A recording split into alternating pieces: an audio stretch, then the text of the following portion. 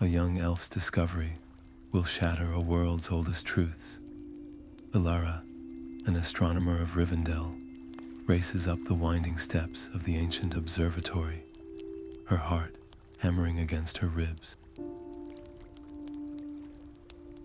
Her hands tremble as she adjusts the great crystal lenses, desperate to confirm the impossible readings shimmering in the heavens. The stars are whispering a warning she alone can hear. By the end of this tale, you will witness how one voice of truth can challenge the mightiest pillars of tradition and alter reality itself. What ancient knowledge did the elves cling to that blinded them to the danger looming overhead? And what terrifying reality was Elara truly seeing in the stars? Where are you listening from right now? And what does the sky look like outside your window?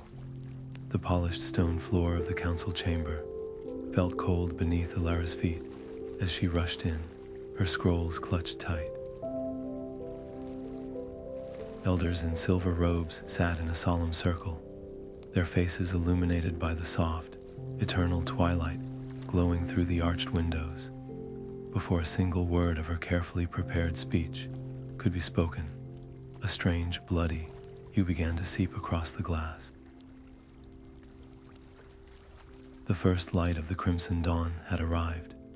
She thrust her charts forward, her voice trembling not with fear, but with a desperate urgency. "I have tracked the celestial alignments," she explained. "The old models are wrong. The sky is not simply shifting, it is unraveling."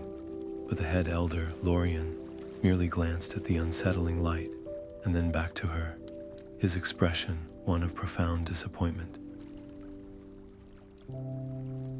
He spoke of the prophecy of the unmoving stars, a doctrine etched into Elven history for 10,000 years. It promised stability, a constant heavens. "You see a crisis," he said softly, "where we have always seen order. You are young, Elara. Do not let ambition cloud your duty to tradition." Their dismissal was not angry, but gentle, and that made it far worse. It was a wall of polite, immovable faith. As she stood there, utterly alone, the consequences of their disbelief began to manifest. A junior mage across the room cried out softly, the simple levitation charm he was practicing sputtering and dying in his palm. The very fabric of their magic, woven from starlight, was flickering like a guttering candle. In that moment, Elara faced a choice more profound than any mathematical equation. To obey was to remain in the warm, respected light of the council, to be a good citizen as the world slowly dimmed. To trust her own eyes and numbers was to become an outcast, a rebel shouting warnings into a wind of complacency. She looked from the elders' placid faces to the failing spell, and then to the ever-deepening scarlet sky. Her path was chosen for her not by defiance, but by truth. The red light from the sky bled into the white stone of Minas Tirith, staining the noble city with an unsettling, bloody glow. Panic, once a quiet murmur in council halls, now erupted in the market squares. Elara watched from the shadows of an alley, her heart a heavy stone, as she saw a crowd surge around a merchant's stall. The quarrel was over light crystals, the very gems that powered their lanterns and hearths, which were now dimming and cracking at an alarming rate. A man shoved another, his voice a raw shout. "That is my family's warmth you are stealing." The fragile order of the city was splintering before her eyes. She could not stand by. Pushing her way into the fray, she did not shout for peace. Instead, she knelt by the merchant's crate of dying crystals, her fingers brushing their cool, faintly pulsing surfaces. She remembered her star charts, the strange new energy bleeding from the crimson sky.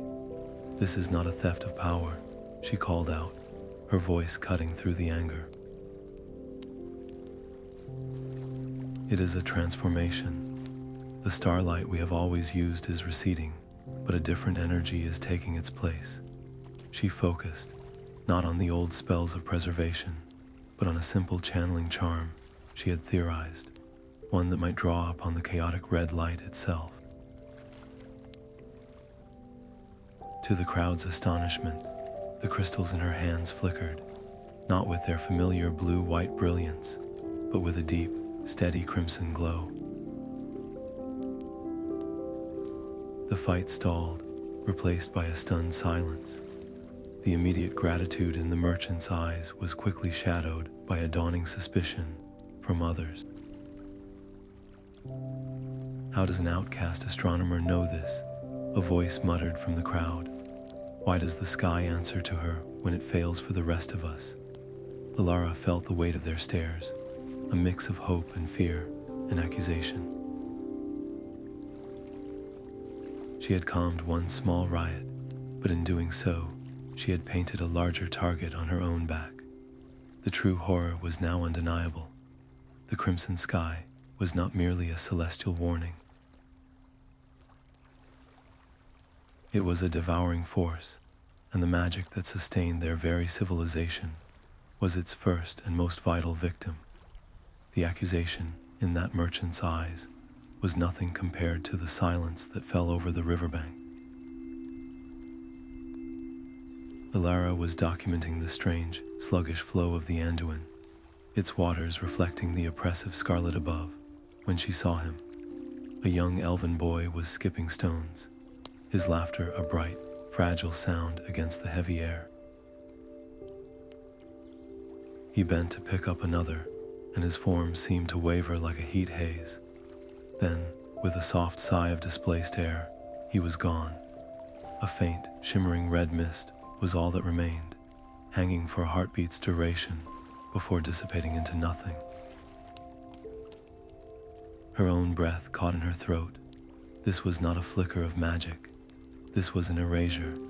She sprinted to the spot where he had stood, her training overriding her horror.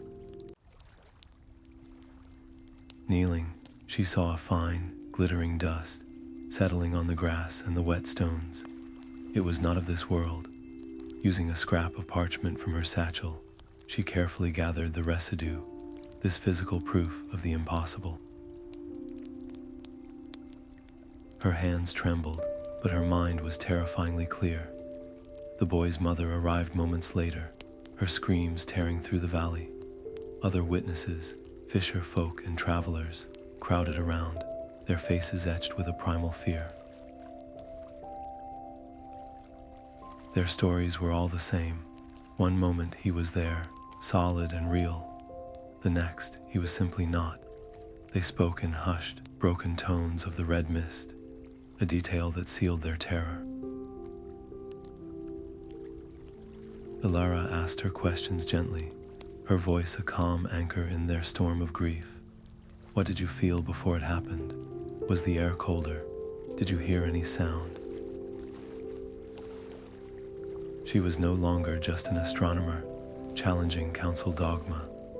In that moment, she became the only person actively seeking answers to the horror they could all see. This decision, to step into the center of the mystery, changed everything. The people now looked to her, their hope a desperate, heavy weight upon her shoulders. But to the ruling powers, her actions were a dangerous provocation. She was collecting evidence they refused to acknowledge, giving a voice to a tragedy they would rather silence. The emotional stakes were no longer about theories or power crystals.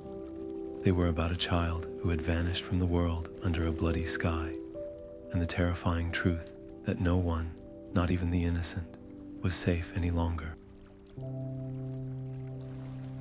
The residue from the riverbank felt heavy in Elara's satchel, a grim secret she could no longer investigate alone. The council had barred the observatory, and her own people viewed her with suspicion. There was only one person in all of Middle-earth known to study the deep, silent languages of the world itself. A dwarf, geologist so reclusive most thought him a myth. His name was Borin Stonehand, and he lived in the echoing caverns beneath the misty mountains. Finding him was a desperate gamble. The air inside Borin's cavern workshop was thick with the smell of hot metal and cold stone. He barely looked up from his complex array of crystal lenses and humming brass plates as Elara entered, her explanation of celestial decay and vanishing children met with a derisive grunt. "Star nonsense," he rumbled, his voice like grinding rock. "Elves and your sky gazing. The ground does not care what color the sky is. It simply is." He gestured to a massive, polished granite slab where delicate needles etched patterns onto rolling parchment. "My deep seismographs track the heartbeat of the world, and it is steady. It is your people who are frantic." Yet as he spoke, one of the needles began to shudder. It did not trace its usual gentle rhythm, but instead jagged into a frantic, spiking line. A low groan echoed from the mountain depths, a sound so profound it was felt more than heard. Borin's confidence shattered. His own instruments, the bedrock of his entire worldview, were screaming. The world's core was not steady. It was convulsing, and the timing was no coincidence. He looked from his chaotic readings to Elara's determined face, and then to the crimson light filtering through a high fissure in the cavern roof. His stubborn pride warred with the undeniable truth in the stone. "You say the sky is pulling apart," he said, his tone now quiet and serious. "And my mountain says the deep places are answering. No single lens is wide enough to see this truth." Their alliance was forged not in friendship, but in shared dread. Elara's celestial charts were spread next to Borin's seismic logs, two different dialects of the same catastrophe. "Perhaps," she suggested, "the red energy is not just consuming magic, but transforming it, sending a shockwave through the very substance of our world." Borin nodded grimly, understanding that the stability of stone was just as fragile as the power of starlight. This partnership, however, made them outcasts twice over. Dwarven sentries, upon hearing of an elf consorting with their premier geologist, saw it as a cultural betrayal. Elven scouts reported that their astronomer was now trading elven lore for dwarf superstition. They stood together between two worlds, each holding half of a key to a door nobody wanted to open. The opposition was no longer just polite dismissal from a council of elders. It was becoming something far more dangerous. The ancient trees of the old forest seemed to swallow all light, their gnarled branches clawing at a sky the color of a fresh wound. Borin's stone map was their only guide, its runes leading them deeper into a silence so profound it felt like a physical weight. Then the whispers began. It was not the wind, but the trees themselves, their voices a rustling, ancient chorus, speaking of times when the heavens had wept fire and the stars had bled. Elara pressed her palm against the bark of a colossal, slumbering oak, her astral senses reaching out.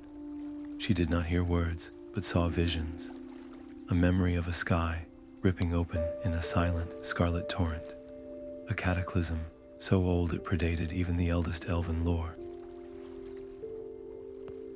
This was not the first time, the forest whispered. The stars have bled before. While Elara communed with the sentient wood, Borin's pragmatic eye saw what others missed. The seismic tremors he had recorded resonated here, creating a faint harmonic hum in the stone beneath the roots. He found it not by sight, but by feel, a perfectly circular sinkhole, cleverly concealed by a tapestry of ivy and moss. His decision was instant. "We go down," he stated, already uncoiling his rope. "The Council's libraries hold no answers for this. The truth is buried." Their descent was a plunge into a different world, the air growing cold and heavy with the scent of wet minerals and immense age. The cave network was a labyrinth of glittering crystal formations that pulsed with a faint, internal crimson light, as if the very stone had been infused with the sky's sickness. Here, Borin found his proof. Etched into a wall of obsidian, clear beneath the glow of their lone lantern, was a series of pictographs. They showed a familiar sequence: a red sky, figures dissolving into mist, mountains shaking. And beside this tale of woe was a complex celestial calendar, a count of millennia so vast it dwarfed their recorded history. The event was not a singular anomaly. It was a cycle, a terrible, repeating harvest. This revelation changed the nature of their quest entirely. They were not trying to prevent a catastrophe. They were racing against a clock that had been ticking down since the world was young, and the next toll of the bell was terrifyingly close.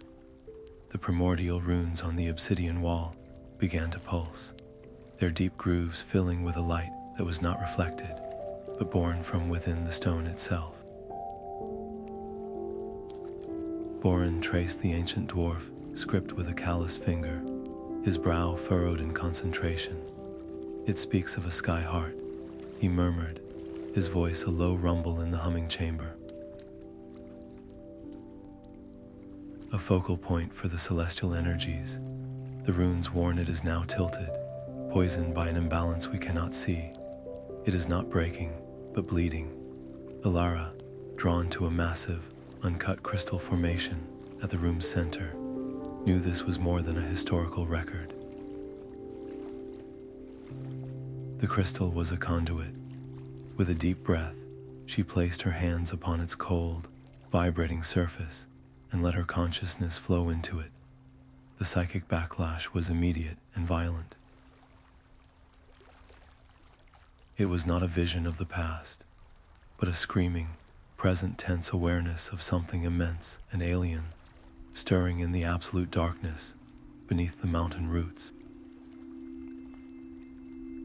A great beast of pure energy, feeding on the chaos, its form a shifting vortex of hunger that turned the very fabric of magic into a weapon. She felt its malevolent attention brush against her mind, a sensation of infinite cold and ancient rage. Gasping, she broke the connection, stumbling back into Borin's steadying grasp. Her face was pale. "It is not a cycle," she whispered, her voice raw. "It is a predator. The red sky is its net, and we are the prey." This changed everything. They were no longer simply documenting a natural disaster. They had identified an active, intelligent enemy, one that had orchestrated this cataclysm countless times before. The stakes were no longer about saving their cities or their magic, but about preventing the complete consumption of their world by a force that viewed all of Middle-earth as its feeding ground. The knowledge was a terrible burden, a direction that pointed them toward a confrontation far beyond anything they had ever imagined. The polished doors of the council chamber swung open to a scene of controlled chaos. Elders in their silver robes scurried like agitated ants, their dignified composure replaced by the frantic energy of a war council. Elara and Borin stood in the doorway, the weight of their terrible discovery, a stark contrast to the political fear swirling in the air. They had returned with proof of a cosmic predator, and were met with a proclamation of martial law. By order of the High Council, all borders are sealed. Head Elder Lorien's voice echoed, sharp with a fear he could no longer conceal. All remaining stores of magic, every crystal, every enchanted artifact, is to be surrendered to the guard. We must protect our own. Borin's hand tightened into a fist. Hoarding light, he muttered under his breath, is a sure way to start a war in the dark. He saw it with a dwarf's understanding of tunnels and territory. When resources vanish, the strong take from the weak. This decree was not a shield, it was a spark thrown onto tinder. Elara watched the faces of the other council members, saw the desperate resolve in their eyes, and knew they were past listening to reason. They were building a fortress while the true enemy was already inside the walls. A quiet, terrifying certainty settled within her. To obey now was to consent to the slow death of their world, first by the crimson sky, and then by their own hands. She stepped forward, not toward the council dais, but onto a low, decorative wall where all in the antechamber could see her. Her voice, when it came, did not tremble. It cut through the panic like a clear bell. You speak of protecting our own by building walls and locking away the light. She began, her gaze sweeping over the gathered elves and the few dwarf emissaries present. But the enemy is not at our gates. It is above us. It feeds on the division you are creating. To hoard magic now is to admit we have already lost. She spoke of the sky heart, of the ancient cycle, of the intelligent hunger they had felt in the deep places. She laid their secret knowledge bare for all to hear. This policy of fear will not save us. It will only ensure that when the final hour comes, we will be alone, huddled in the dark, having turned our neighbors into enemies.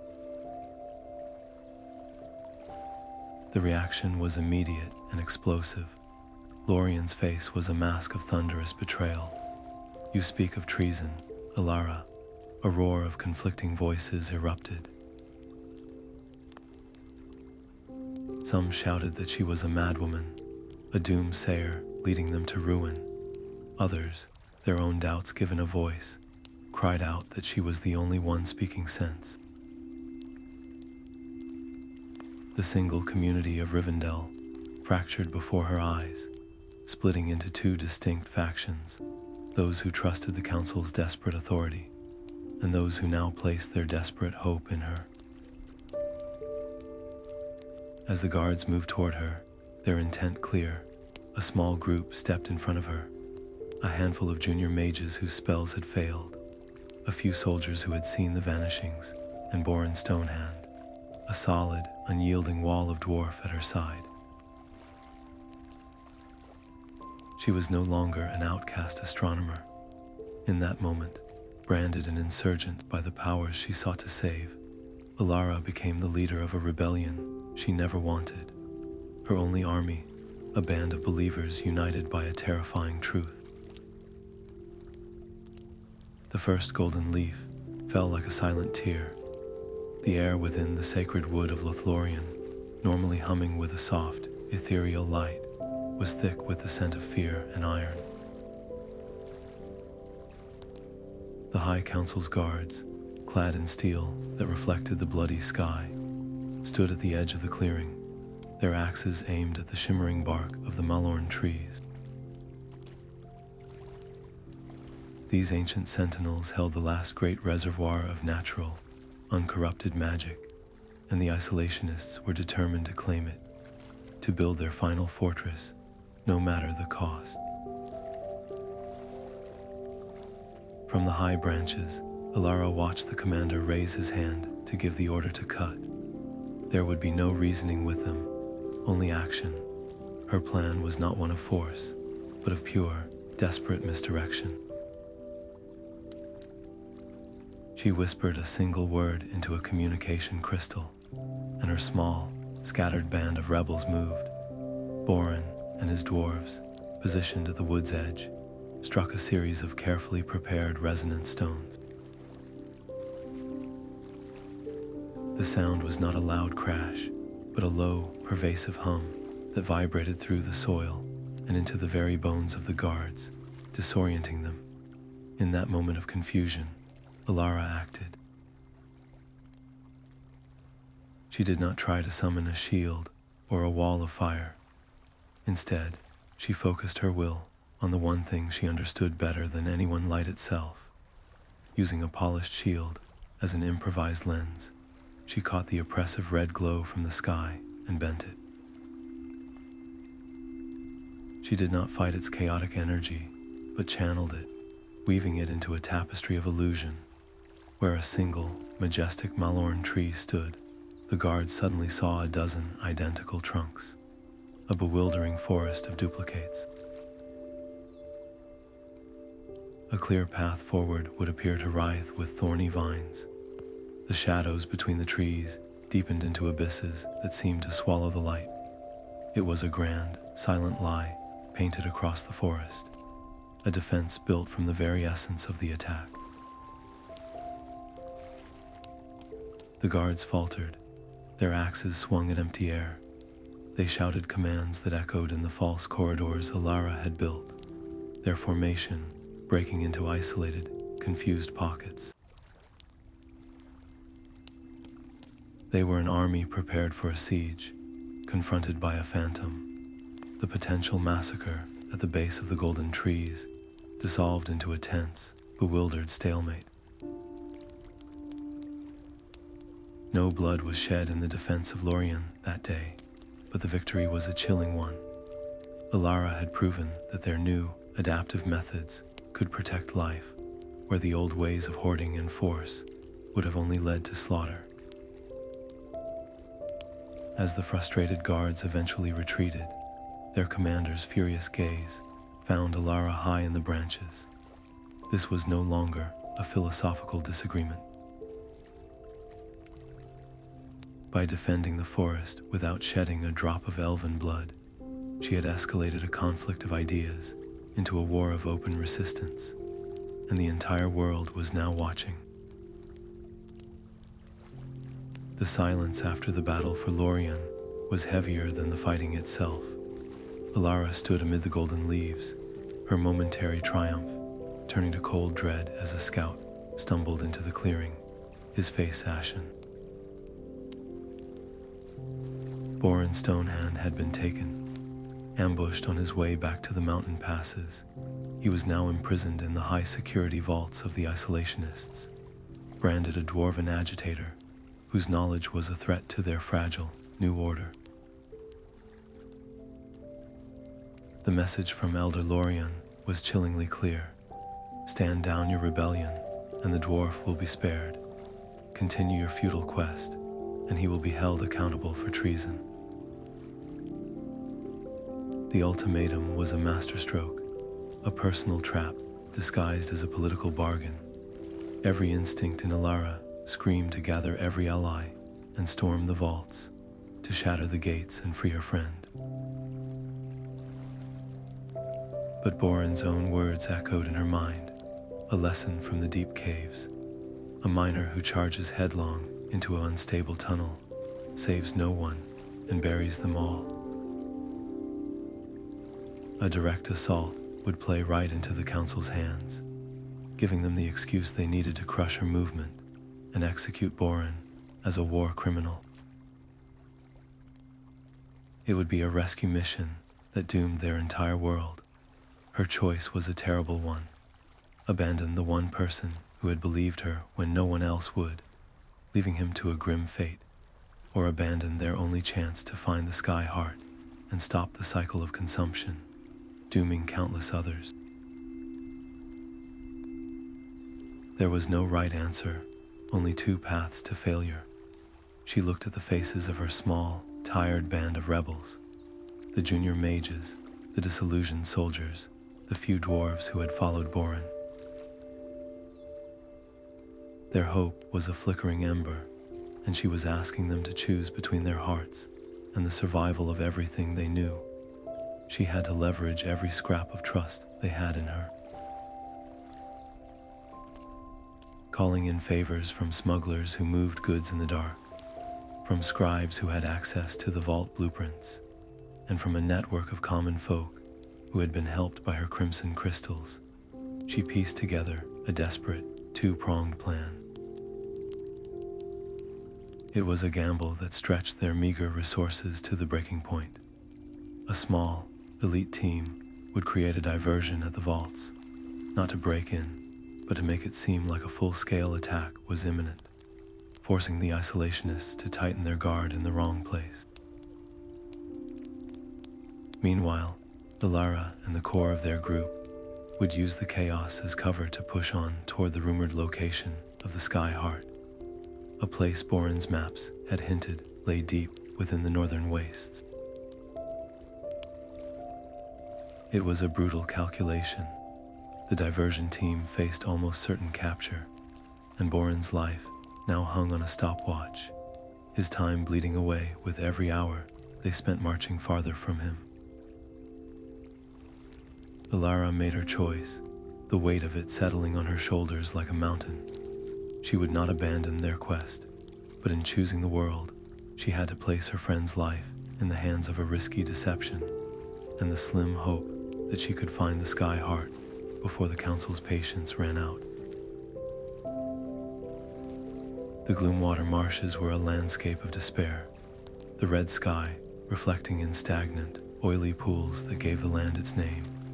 Elara led her small team in a desperate, silent sprint, each footstep a gamble on the unstable ground. The Isolationists had chosen their prison well, a half-sunken watchtower, accessible only by a narrow, winding causeway. A direct assault was impossible, but Elara had no intention of fighting their guards. She intended to use their greatest fear against them, the sky itself. As dusk began to deepen the crimson hue, she positioned her team, each holding a large, polished shield, salvaged from old armories. On her signal, they did not attack. They reflected, angling the shields with precise calculation. They caught the dying red light and focused it into a single, blinding beam, aimed directly at the watchtower's main gate. The effect was instantaneous.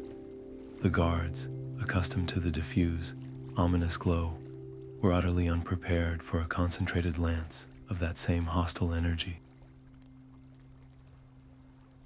They cried out, shielding their eyes, their night vision shattered in a painful, scarlet flash. In that moment of disorientation, Borin's dwarven cellmate, a skilled lockpick, made quick work of the simple dungeon door. The rescue was swift and silent, a ghost operation in the heart of the enemy's territory, but their luck could not hold. A lone guard, posted on a higher rampart, sounded the alarm just as Borin stumbled into the open air, his body weakened from imprisonment. Their escape became a frantic chase through the treacherous bog. The ground seemed to betray them, sucking at their boots as arrows hissed past from the pursuing guards. In a desperate moment, one of their own, a young elf named Phelan, turned to make a stand on a small, solid hummock, buying them the seconds they needed to disappear into the thicker mist. They heard the clash of steel, a single cry, and then a terrible silence. They had Borin, but the cost was a valued friend and the loss of their entire supply pack, which sank into the murky water during the flight. Huddled in a damp cave, shivering and exhausted, the victory felt hollow. Borin clasped Elara's shoulder, his gratitude warring with grim reality. "You came for me," he said, his voice rough. "But you have traded one prisoner for another. Now we are all trapped in this marsh, hunted, with nothing but the clothes on our backs and an enemy that knows we are here." The urgency of their mission was no longer a matter of days. but of hours. Every moment spent evading capture was a moment stolen from the race to find the sky heart, and the Scarlet Dawn was one day closer. The damp chill of the Gloomwater marshes clung to them for days as they fled north, a cold reminder of the cost of their freedom. The misty mountains rose before them like a wall of jagged teeth, but these were not the familiar peaks of Borin's youth. A deep, rhythmic thrumming vibrated up through the soles of their boots, and strange, guttural roars echoed from the highest passes, sounds that were less of a beast and more of the mountain itself in agony. Borin stopped, placing a palm flat against a raw cliff face, his eyes wide with a mixture of dread and revelation. "This is no ordinary tremor," he whispered. "The stone itself is screaming." "The legends are true. The stone titan of the central peak is awakening," he explained in terse, grim tones of a guardian spirit, as old as the bedrock that slumbered deep within the mountain chain. It was meant to stabilize the continent's very bones, but the corrupting red energy had twisted its purpose, flooding its primordial mind with a chaos it was never meant to process. The Titan was not attacking them. It was writhing in pain, and its thrashing threatened to shake the entire mountain range apart. They stood at a crossroads more dangerous than any marsh or prison. They could try to fight it, to slay a myth, a task that would surely claim all their lives and accomplish nothing, or they could attempt the impossible, to calm a force of nature. "We cannot kill the mountain," Borin stated, his voice heavy with the weight of his people's lore, "but perhaps we can remind it of its song." The plan was terrifying in its simplicity and its risk. Elara would have to do what no one had ever attempted, to use her understanding of celestial harmonies, not on the stars, but on the mind of an elemental. She would have to project a counter-frequency, a pattern of pure, stable energy drawn from her memory of the uncorrupted heavens, directly into the Titan's consciousness. The personal risk was absolute. Her mind would be a single candle flame held before a psychic hurricane. If the Titan's rage overwhelmed her, it would not just kill her, it would shatter her very consciousness. There was no time for debate, no room for error. As they ascended toward the roaring epicenter, the ground bucking beneath them like a wild animal, the scale of the threat became terrifyingly clear. This was no longer about evading guards or freeing a friend. They were walking directly into the heart of the cataclysm, aiming to heal a wound in the world itself, and the fate of every soul, from the mountains to the sea, now rested on one elf's ability to sing a lullaby to a mad god. The mountain's roar was not a sound, but a physical pressure, a grinding scream of stone that threatened to crush their very thoughts. Borin led them through a newly opened fissure, a wound in the world that pulsed with a feverish, crimson light. The air inside was thick with crystalline dust that shimmered in the hostile glow, and at the chamber's heart hung the source of the agony. It was the Titan's core, a colossal geode the size of a fortress wall, but its usual rhythmic pulse was a frantic, jagged stutter. Jagged arcs of red energy crackled across its surface, each flash mirroring a fresh tremor that shook the cavern. Elara understood in a single, horrifying glance. "It is not fighting the sky," she whispered, her voice barely audible over the din. "It is reflecting it." The Titan's heart was amplifying the celestial poison, turning a wound into a world-ending seizure. To calm the mountain, they had to heal this heart. The plan formed in a moment of terrifying clarity. Her small collection of light crystals, The very ones she had used to bring warmth to a panicked market were now their only tools. But this time, she would not channel the red energy. She would draw it out.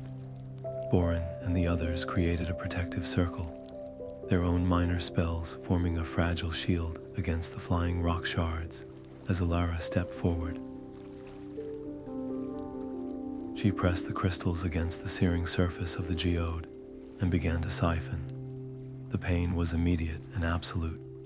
It was not a fire in her veins, but a freezing vacuum, as if the chaotic energy was not just flowing into the crystals, but tearing a piece of her own life force away with it. She felt the Titan's immense suffering, a billion years of stability shattered into screaming fragments. Her vision blurred, her knees buckled, but her hands remained locked in place, the crystals glowing brighter and hotter until they threatened to shatter. One by one, they flared with a final, violent crimson light, and then went dark, their structure overloaded and spent. As the last crystal died, the frantic pulsing of the geode slowed. The jagged arcs of energy receded, and the terrible grinding roar softened into a deep, weary hum. The tremors ceased. The mountain was stabilizing. Elara collapsed, gasping, into Borin's arms. Her hands were burned, and tracing up her forearms, visible even in the dimming light, were thin, branching lines like crimson veins, a permanent scar from containing that much raw, aberrant power. They had saved the region from utter destruction, but the cost was etched directly onto her skin.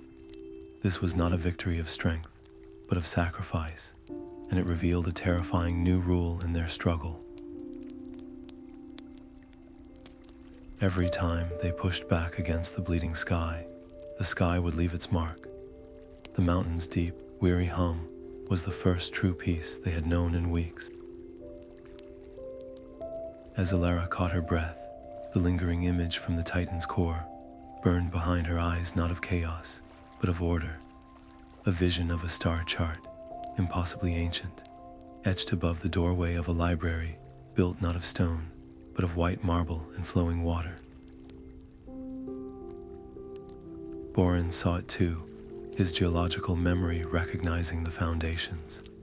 Annúminas, he said, the name a whisper of forgotten winds, the old capital of Arnor, lost for an age beneath the waters of Lake Rivendell. The Titan did not give us a weapon, it gave us an address. Their journey to the lake's edge was a race against a clock they could not see. The ruins rose from the mist-shrouded water, pale and spectral, their grand arches and crumbled plazas half submerged in the still, dark lake. The entrance was not a door, but a circular portal at the end of a submerged causeway, sealed by a complex mechanism of interlocking stone rings.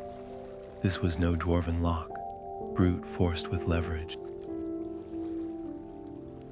It was a Númenórean water lock, a puzzle of fluid dynamics and perfect balance.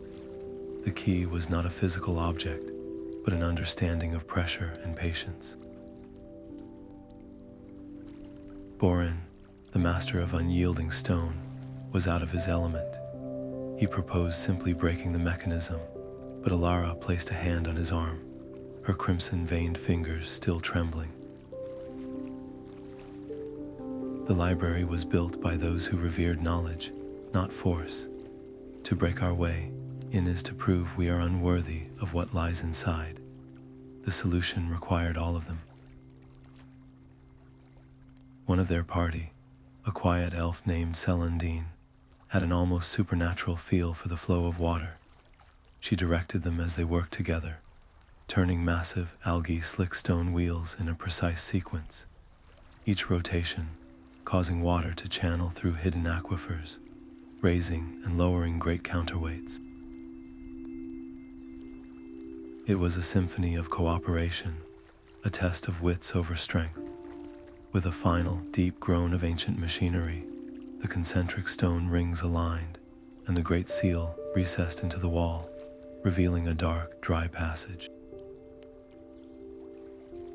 The air inside was still and carried the faint, sacred scent of old parchment and cedar.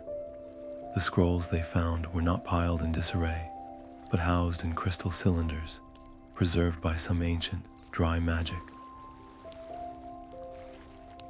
Unrolling the largest, Elara's heart froze. The script detailed an event called the Conjunction of Spheres, a rare alignment of celestial planes that tore a temporary seam in reality itself. This seam, the scrolls explained, bled a chaotic energy that fed on magical life, causing the very vanishings they had witnessed. But the most critical detail was a single line of text, a calendar notation that made the blood drain from her face. The conjunction, once begun, endures for 7 dawns. The alignment is stable, but the bleed is not.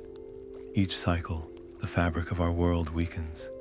This time, the scholars had written, the 7th day may be the last. The stakes were no longer about saving their world from a slow decline. They were now in the final act of a countdown to oblivion, and the sands were already falling through the glass.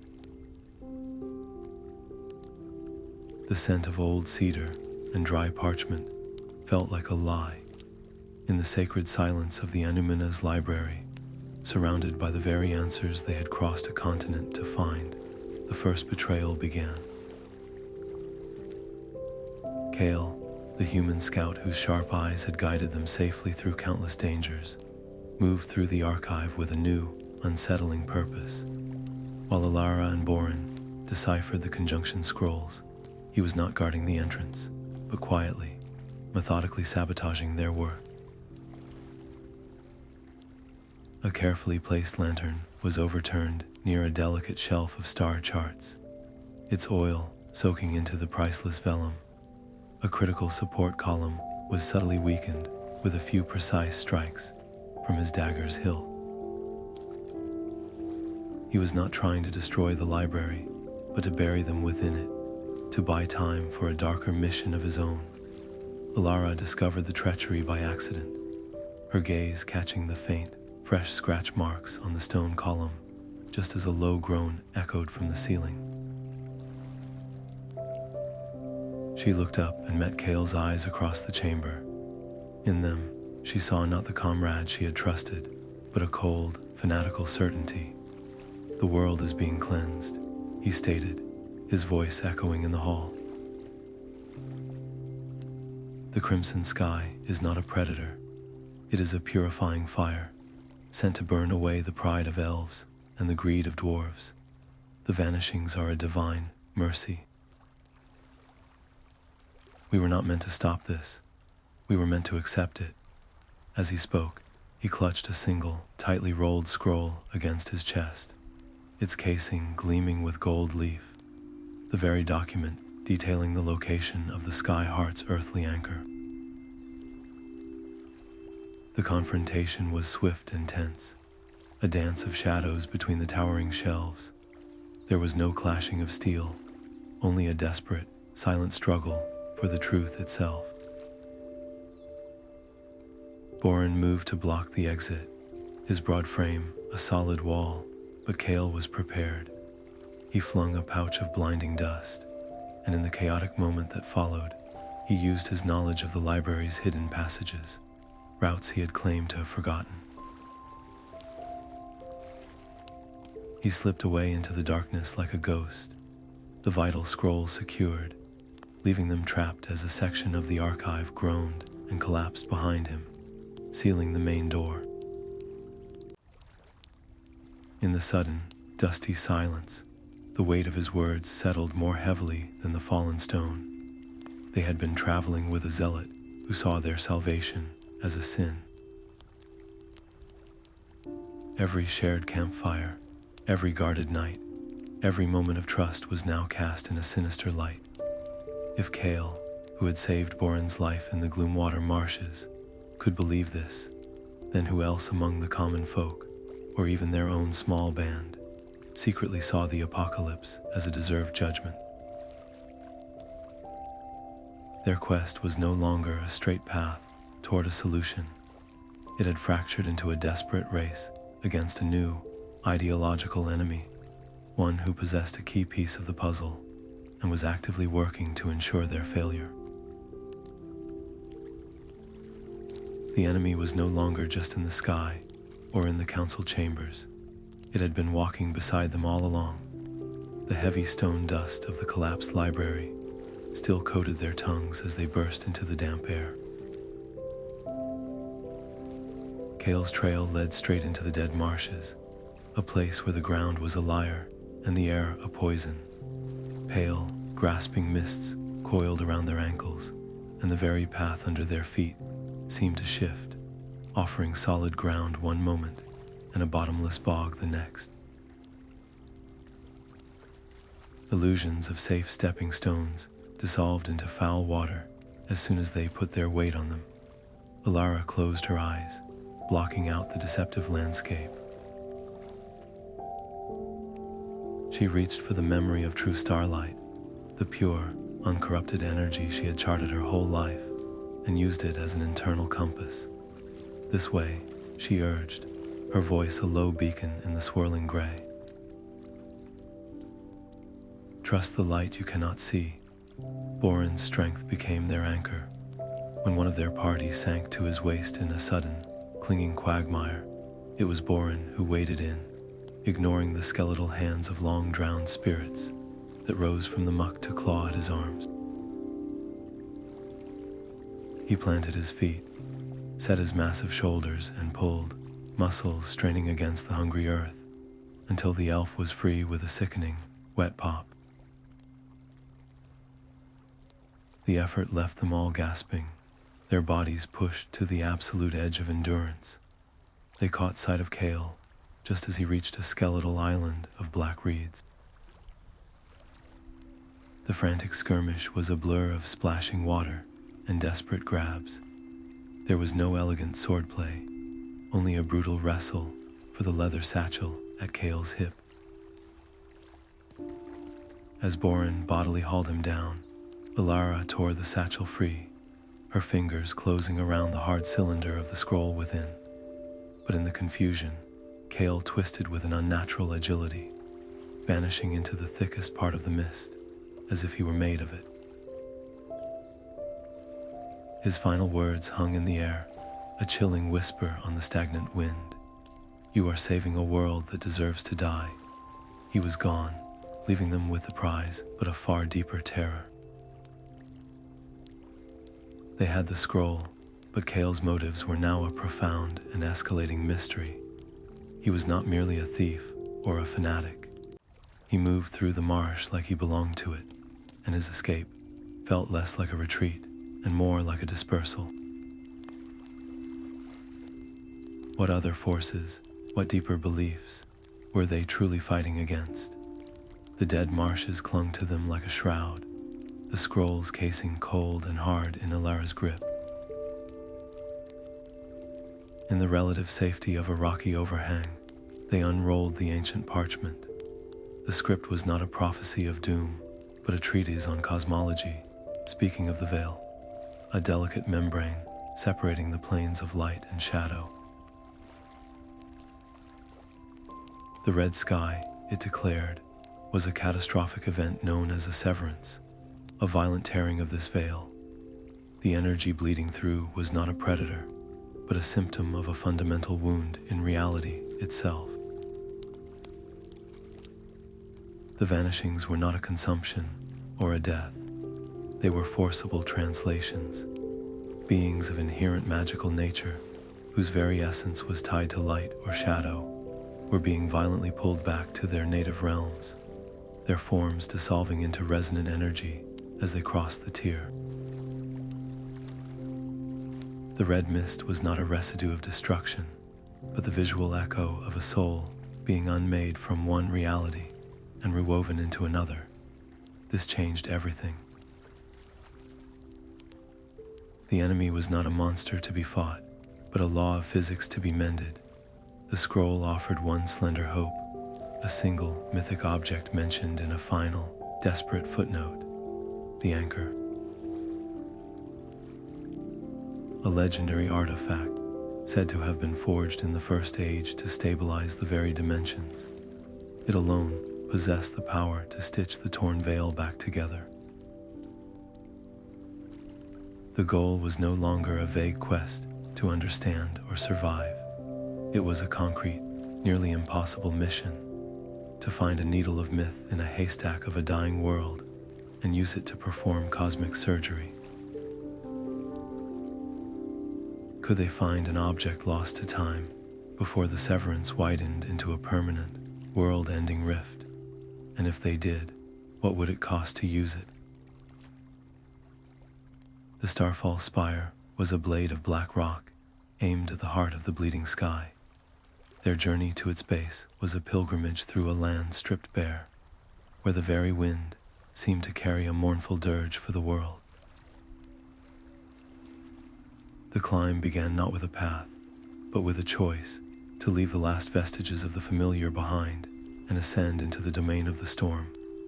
The air grew thin and biting, and the wind shears that screamed down the mountainside were not natural. They were jagged, invisible blades infused with the crimson energy, capable of slicing through rope and flesh with equal ease. Elara felt each gust as a physical blow against her own fraying spirit.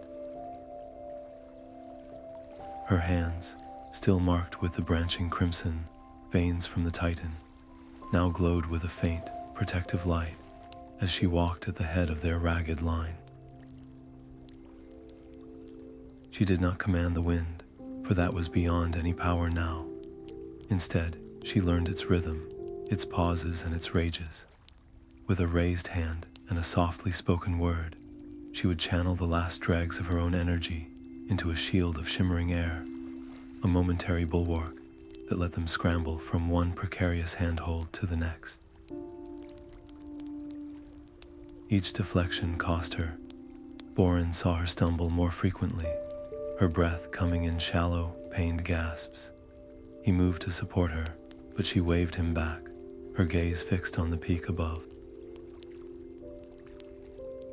She was their heart, the fragile core around which their hope was built, and she was burning herself out to be their shield.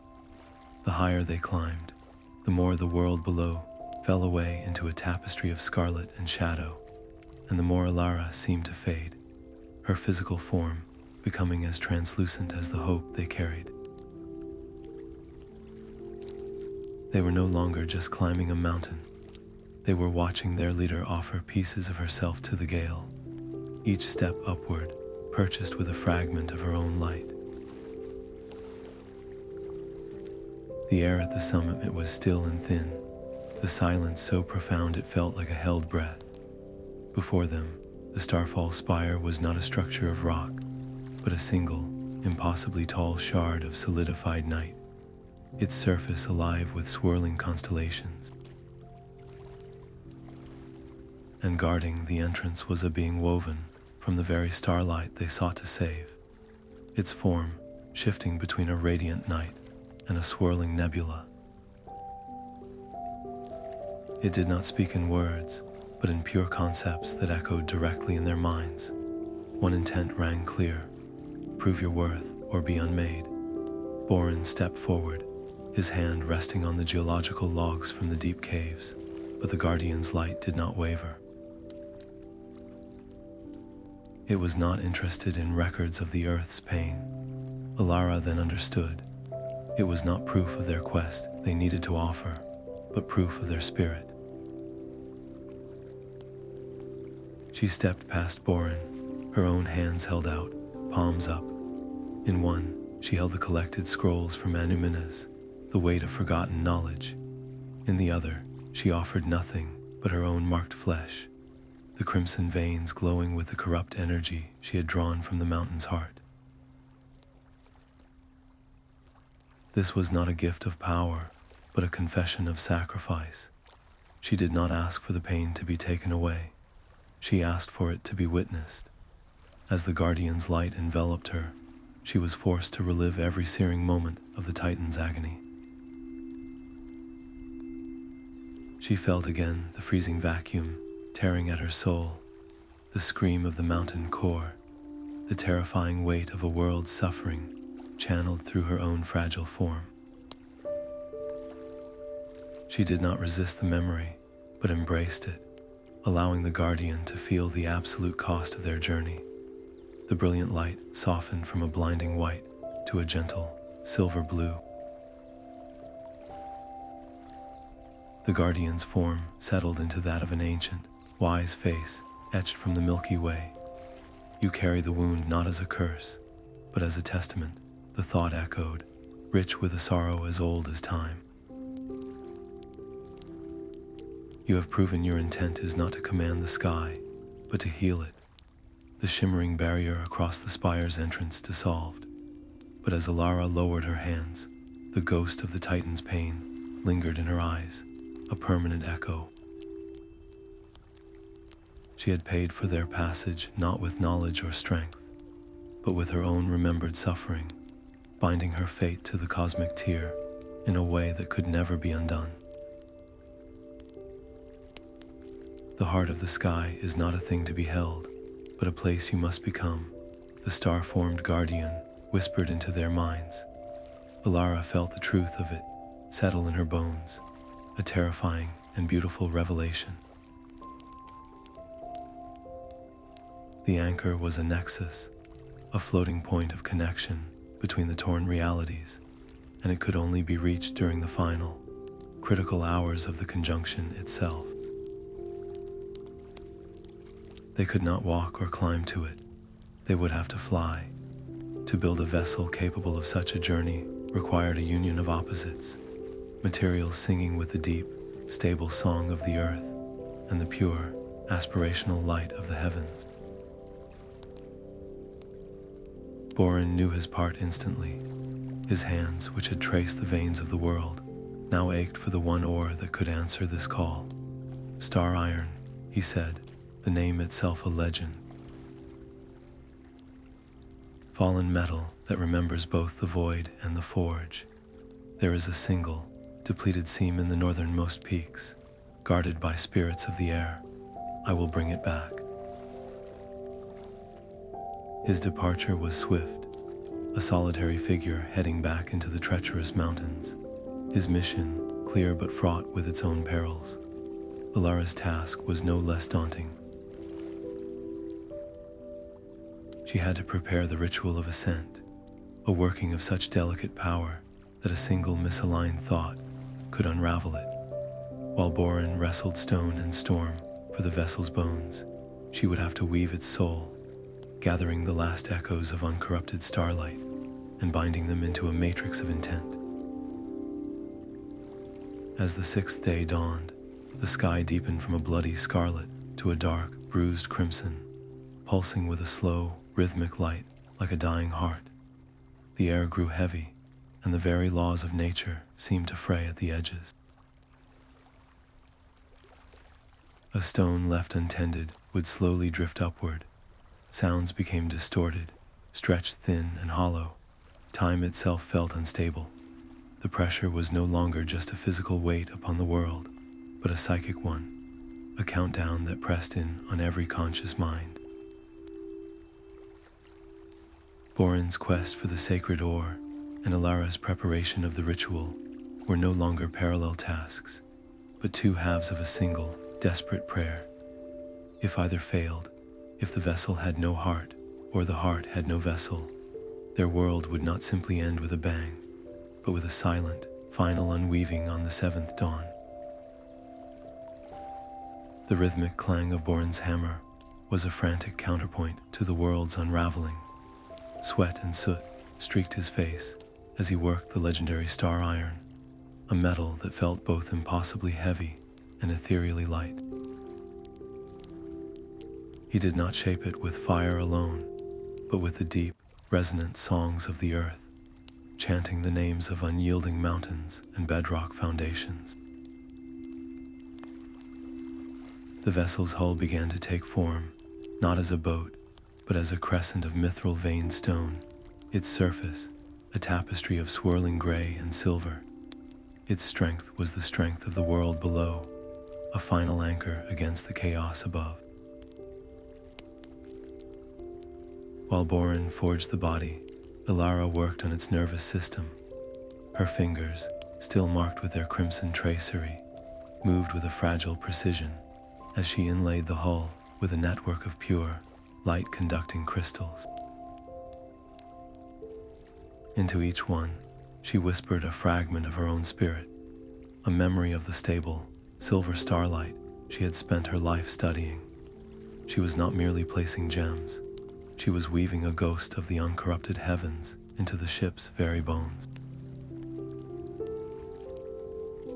Their collaboration was a desperate symphony. Borin would heat a section of the hull until it glowed, and Elara would immediately press a crystal into the molten metal, her chant of binding harmonizing with the fading ring of his hammer. With each crystal set, the vessel began to hum, a low, promising thrum that vibrated through the air around them, but the cost was written on their bodies. Borin's powerful shoulders sagged with an exhaustion deeper than any physical labor, as if he had poured a measure of his own enduring strength into the star iron. Elara grew paler with each crystal she infused, the light in her eyes dimming slightly as she transferred her own vitality into the ship. They were not just building a craft, they were giving it pieces of themselves. When the final crystal was set, the completed sky ship rested on the peak, no longer just an object but a living potential. It hummed with a stable, silver blue light, a tiny pocket of order in a screaming scarlet sky.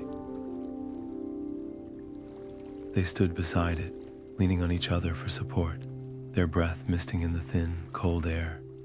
This fragile vessel, born from dwarf stone and elf light, was now the sole container for every vanished soul and every flickering hope. It had never been tested, its wings had never tasted the void, and its creators were almost too spent to guide it. The final ascent would not be a triumph of power, but a leap of faith made by two exhausted guardians who had given everything they had left to give. The sky ship tore free of the mountain peak, its silver blue light a defiant spark against the overwhelming crimson. Immediately, the vessel was seized by winds that were not winds, but torrents of raw, chaotic energy that howled with the voices of the vanished. The hull groaned under the assault, and within the cockpit, Elara gasped as 1,000 sorrows flooded her mind. These were the psychic echoes of those who had been unmade, their final moments of confusion and fear crashing against her consciousness like a tidal wave. To navigate this formless chaos, she had to do the one thing that would cause her the most profound pain. She had to listen. She closed her eyes, her hands gripping the crystal console, and stopped fighting the psychic noise. Instead, she focused, searching for the common thread, the resonant frequency of the severance itself.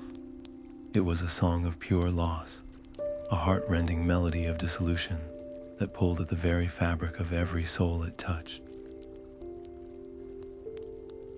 Following it was like walking toward a fire, by feeling the heat intensify on her skin, a searing guide through the screaming storm. Each soul she sensed on their path left a fresh scar upon her spirit. She felt the confusion of the elven child at the river, the terror of a dwarven smith whose forged fire winked out mid-stroke, the peaceful acceptance of an ancient tree spirit. Their collective grief became her compass, and with every league they climbed, a part of her was scoured away by their sorrow. Borin could only watch, his hands steady on the controls, his heart aching as he saw tears of pure, shared agony tracing paths through the faint crimson veins on her cheeks. She was paying their toll in a currency of suffering, using her own empathy as the price for their passage. The ship shuddered violently as they approached the source of the song, the boundary where reality itself began to fray. The blood-red sky around them thinned, becoming a shimmering, translucent curtain of tortured light. Through it, they could see vague, shifting landscapes, echoes of the other realms where the vanished had been pulled. They were not just flying through a storm, they were piercing the veil between worlds, and the woman guiding them was being torn apart from the inside by the very sorrow she was using to save them all. The screaming winds of the void fell away into an impossible silence. Before them hung the heart of the sky, a realm of crystalline tranquility where the laws of physics were gently dying. The sky here was not red, but a pale, shimmering silver, and the ground beneath their feet was a mosaic of light, solid one moment and insubstantial the next. All around them, the fabric of reality was visibly fraying, great luminous threads of existence, slowly unraveling like a forgotten tapestry. And there, suspended in that serene decay, were the lost. They hung in silent, shimmering stasis, the elven boy from the river, the young mage from the council chamber, countless others they did not recognize, their forms translucent and dreaming. And among them was Kale. His fanatical certainty was gone from his face, replaced by a profound and horrified understanding. He was trapped not by force, but by the consequence of his own beliefs, a living witness to the quiet, indifferent mechanics of the apocalypse he had championed. His eyes met Elara's, and in that look was a silent apology more devastating than any accusation. At the center of this beautiful, dying realm pulsed the core of the Severance. It was not a monster or a machine, but a simple, profound wound, a slowly spinning vortex of nothingness, a hole in the world that bled a soft, destructive light. With each pulse, another silvery thread of reality snapped and faded away. The choice it presented was absolute, and it tore at the very foundation of their quest. They could attempt the repair, to use the anchor's power to stitch the veil back together, but the scrolls from Annúminas had been clear. Such an act would require a force of stability equal to the chaos of the tier. It would demand a sacrifice of immense magical energy, a release that would likely shatter the anchor, and in doing so, unmake the one who wielded it. To save the world, one of them would have to step into that vortex and cease to be. The alternative was to accept this new, fractured reality. They could let the Severance complete its work, allowing the realms to fully separate. The crimson sky would fade, the tremors would cease, and a new, stable, if diminished, world would remain. The lost would be gone forever, and magic would be a forgotten echo, but life, in some form, would continue.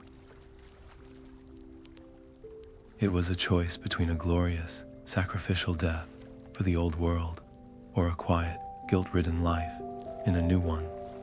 Borin looked at the silent, dreaming faces of the vanished, his people and hers, and then to the weary, light-scarred hands of his friend. Elara looked from the peaceful despair in Kale's eyes to the terrible, beautiful simplicity of the wound they had crossed a dying world to find. There were no more enemies to fight, no more councils to persuade. There was only this silent, crystalline chamber, a spinning hole in everything, and a decision that would define the meaning of their entire struggle. The choice hung in the silent air, a paradox of impossible solutions. Elara's gaze moved from the dreaming faces of the lost to the faint, crimson tracery on her own arms, the legacy of the mountain's agony. In that moment, she understood the terrible, perfect logic of their quest. The anchor was not a tool to be wielded from a safe distance. It was a key that required a living lock. The Titan's energy still coursed through her, a chaotic, foreign power that had already proven it could be drawn and contained. Her body was not just scarred, it was primed. She was the only vessel already attuned to the poison they needed to purge. To mend the tear, someone had to become a conduit, channeling the destructive flood of the Severance away from the fragile veil and into themselves, a process that would unquestionably shatter whatever held that energy. Her decision was not one of grand heroism, but of simple, heartbreaking arithmetic. One life, already half given to the cause, in exchange for all the others. She turned to Borin, her eyes holding a peace that terrified him more than any fear. "The anchor needs a heart," she said softly, "and my heart already knows the song of this storm." Borin's protest was a raw, guttural sound, his hand closing around her wrist as if he could physically anchor her to the world. But looking at her face, he saw no despair, only a final, devastating clarity. He had to accept that the greatest act of friendship he could now offer was not to save her, but to help her finish what she had started. The ritual was terrifyingly fragile.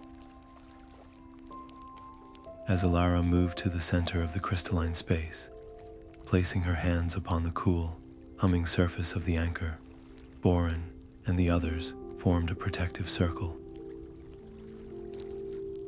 Their role was not to fight, but to guard the silence, to become a wall of focused will against the psychic tempest her action would unleash. One stray thought, one moment of doubt, and the channeled energy could backlash, destroying her and rupturing the veil completely. Their trust in her had to be absolute, a silent oath sworn in the face of her certain sacrifice. The stakes were no longer about victory or defeat. They were about honoring the cost of a single, selfless choice with their own unwavering faith. A profound silence swallowed the chamber as Elara's hands met the anchor's core. The crimson energy lacing her arms ignited, and the frayed silver threads of the veil responded, coiling toward her like serpents drawn to warmth. She did not pull them, but allowed them to flow into her, a river of unraveling reality, channeled through a single, fragile form. Her body became a loom, and the screams of the void became the shuttles weaving a new piece. But the process was not clean or quiet. As she siphoned the chaos, the residual energy of the Severance coalesced into shimmering, hostile phantoms, echoes of the world's pain given vicious form. They swarmed the crystalline platform, their touch promising dissolution. Borin's roar was not one of fear, but of defiance. He and the freed allies formed a living bulwark around her, their weapons and last dregs of magic flashing against the spectral tide. It was a battle not for land or power, but for the sanctity of a single, focused will. In the chaos, Kale moved. The fanaticism had burned from his eyes, replaced by a clear, horrifying understanding of the destruction his beliefs had almost permitted. He saw a jagged lance of pure negation, a manifestation of the very void he had once welcomed, arcing directly toward Elara's unprotected back. There was no time for a speech, no time for apology. His decision was instantaneous, a final, silent rebuttal to his entire past. He threw himself into the path of the energy. The impact did not make a sound. His physical form did not shatter, but simply unwound, dissolving into a cascade of golden light that washed over Elara, reinforcing her wavering focus for one critical, sustaining moment. His sacrifice was not an act of violence, but of pure protection, a redemption paid for with his very existence. Elara felt it, a surge of stable warmth in the freezing torrent. She did not falter. The cost was escalating, a terrible arithmetic of souls, and the only way to honor Kale's gift was to ensure his was not the final payment. The ritual demanded more, and they were all now part of its terrible, beautiful equation. On the seventh dawn, the sky screamed. The scarlet light reached a blinding, intolerable peak, a silent shriek of pure chaos that threatened to tear the crystalline chamber apart. Elara stood at the center of the storm, her body the nexus where reality was being remade. The conflicting energies raged within her, a war between the stable light of her own spirit and the devouring hunger of the void.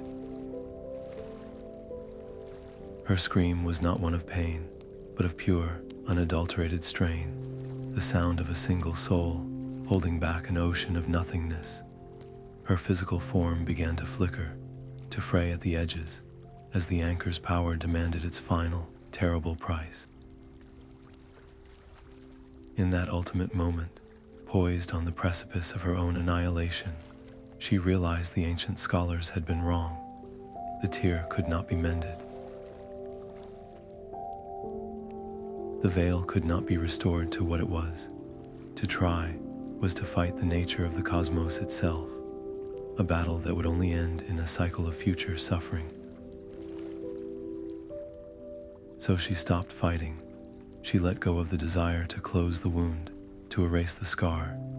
Instead, with a final, defining act of will, she embraced the chaos. She stopped being a dam and became a weaver. She channeled the last vestiges of her own life force, not to seal the breach, but to guide the torrent, to spin the unraveled threads of reality into a new pattern. She wove the destructive crimson energy and the gentle silver starlight together, plaiting them into a single, luminous cord. She did not repair the tear. She transformed it. The spinning vortex of nothingness at the chamber's heart stabilized, its violent churn calming into a gentle, pulsing gateway. The chaotic red light softened, blending with the silver to form a shimmering, opalescent archway, a permanent and stable bridge between the worlds. In that instant, the deafening silence of the chamber was broken by a single, soft gasp. The elven boy from the riverbank solidified, stumbling forward into the arms of his weeping mother, who had appeared beside him as if from a dream. All across the crystalline platform, the lost returned, their translucent forms gaining substance and weight, their confused eyes blinking in the new, gentle light. Kale stood among them, whole once more, his gaze fixed on the beautiful, impossible bridge Elara had forged. The crimson sky outside the spire did not vanish, but its violent hue bled away, replaced by the same peaceful, opalescent shimmer that now filled the gateway. The world was not restored. It was reborn, forever changed, its fate now intertwined with realms once considered distant legend.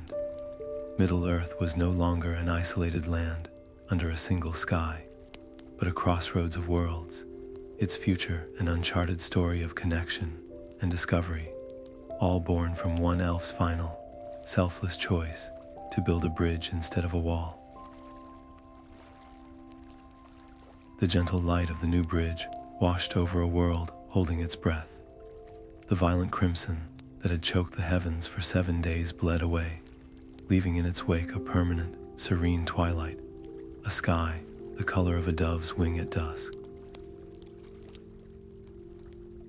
In the heart of the Starfall spire, Elara opened her eyes.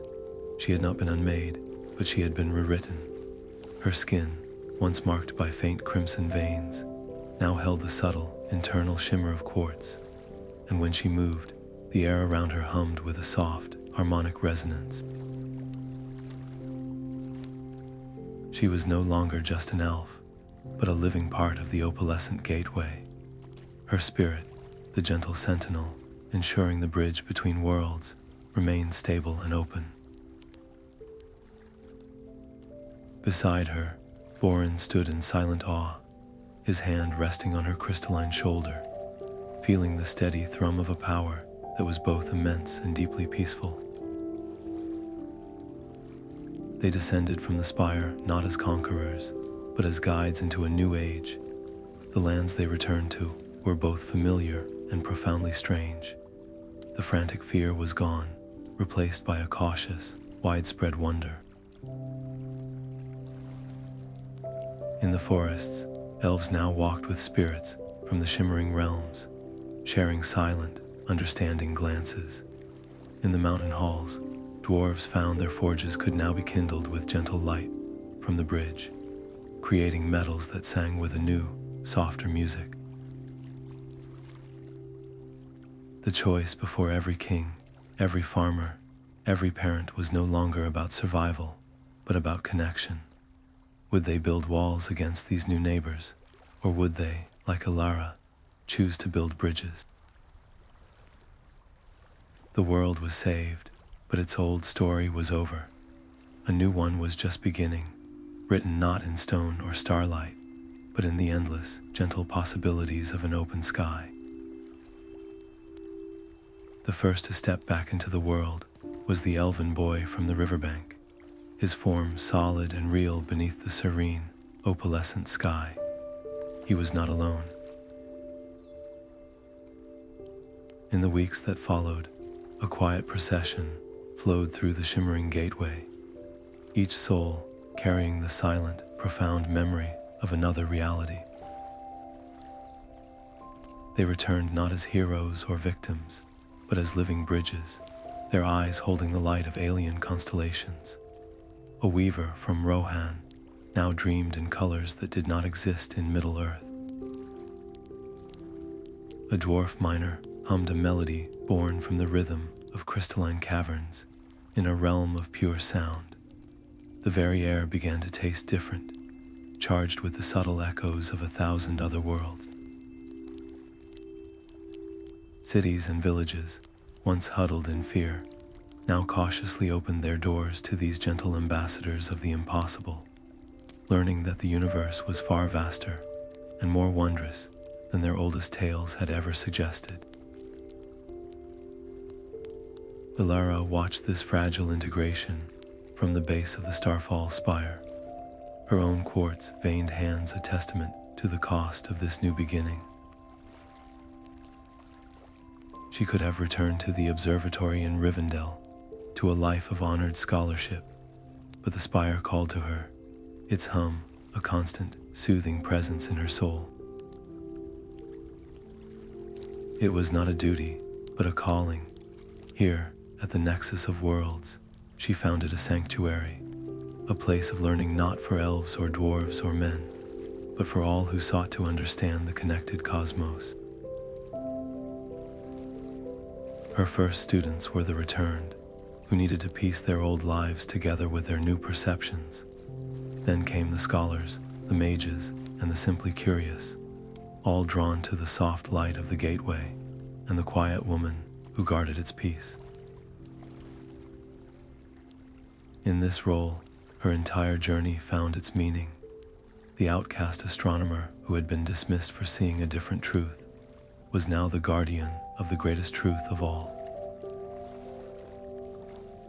The rebel who defied a council to save her world now presided over a new, unofficial council of countless realms, her authority earned not by decree, but by profound sacrifice.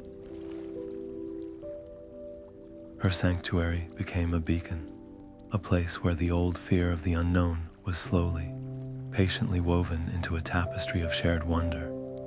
The hope she offered was not a promise of easy answers, but the enduring light of a bridge built where once there was only a tear. The serenity of the new sky felt like a held breath, waiting for someone to take the first step. It was a hobbit of the Shire, a gardener named Samwise Smallborough, who finally did. He stood before the shimmering gateway, not as a hero, but with the simple, practical curiosity of one examining a new type of soil. Elara met him there, her presence a calm, humming reassurance. "You carry no weapon," she observed, her voice like the chime of distant crystals. He patted the pouch at his belt, filled with packets of common seeds from his own garden. "The best way to learn about new ground," he said, "is to see what grows in it." Her guidance was not a complex spell or a warning, but a simple truth. The bridge answers to intent, Samwise. Walk with an open heart, and the path will be steady. With a deep breath and a nod to the small crowd of elves, dwarves, and his own kin, Samwise stepped into the opalescent light. He did not vanish in a flash, but seemed to slowly fade, like a reflection settling into calm water. The world held its breath for what felt like an age. Then the surface of the gateway rippled, and he stepped back out. He was unchanged, yet profoundly different. His eyes shone with the memory of a sky with two gentle suns, and in his hands he held a simple clay pot. Within it sprouted a single, vibrant shoot, its leaves a color no one in Middle-earth had ever seen, a shifting silver blue that seemed to drink the light. "These are sun-drop seeds," he explained, his voice filled with quiet awe. "They thrive on hope. The gardener there told me. They don't need water, just kindness." Samwise's journey, a choice born of simple courage rather than desperate need, marked the true beginning of a new era. His return, with a living gift from another world, transformed the abstract wonder of the bridge into a tangible promise. It was no longer a monument to a past cataclysm, but a doorway to a shared future. Anyone could now choose to walk through, to trade a song for a story, a skill for a secret. The world had been saved from ending, but it was this humble hobbit's choice to explore that truly allowed it to begin again. His small, brave step proved that the greatest growth often starts not with a battle cry, but with the quiet decision to plant a seed in unknown earth. The Spire's peak was her new observatory, a silent perch between the earth and the endless sky. Elara stood vigil, her quartz-veined hands resting on the cool, humming stone of the gateway. Her consciousness was no longer her own, but a shared vessel, flowing into the tranquil realms beyond and back into the familiar woods and mountains of her home.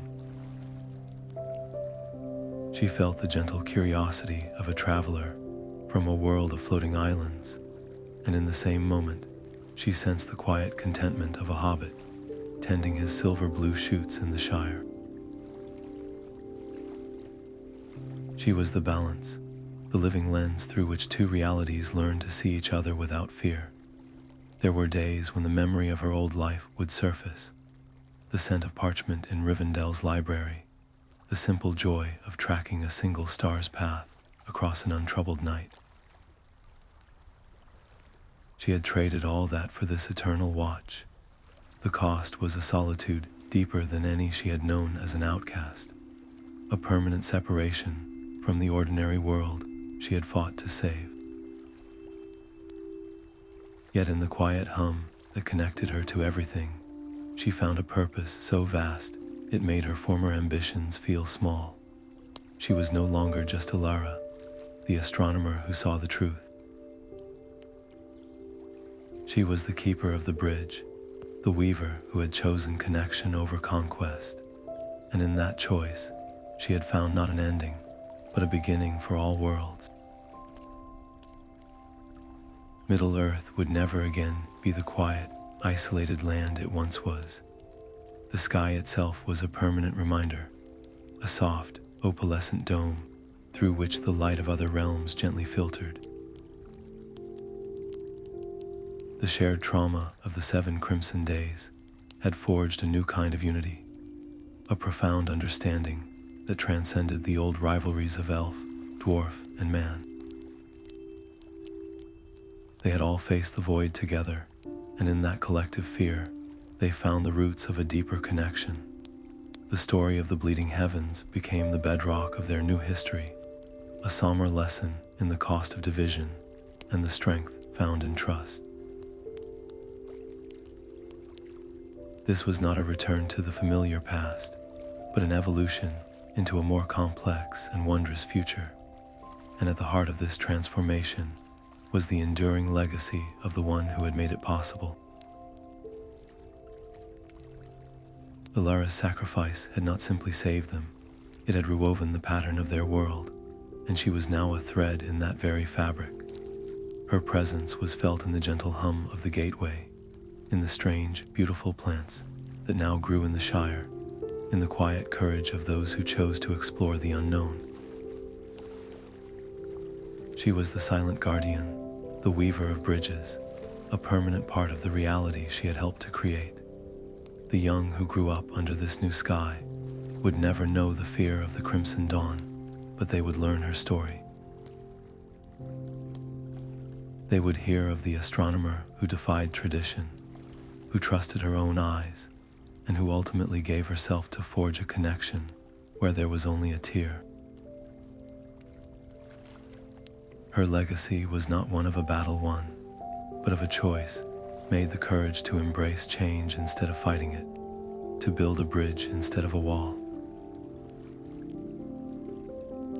Because of her, the peoples of Middle-earth now look to the stars and the shimmering gateway, not with a sense of dread, but with a boundless collective wonder, their hearts open to the endless possibilities of a universe that was finally and forever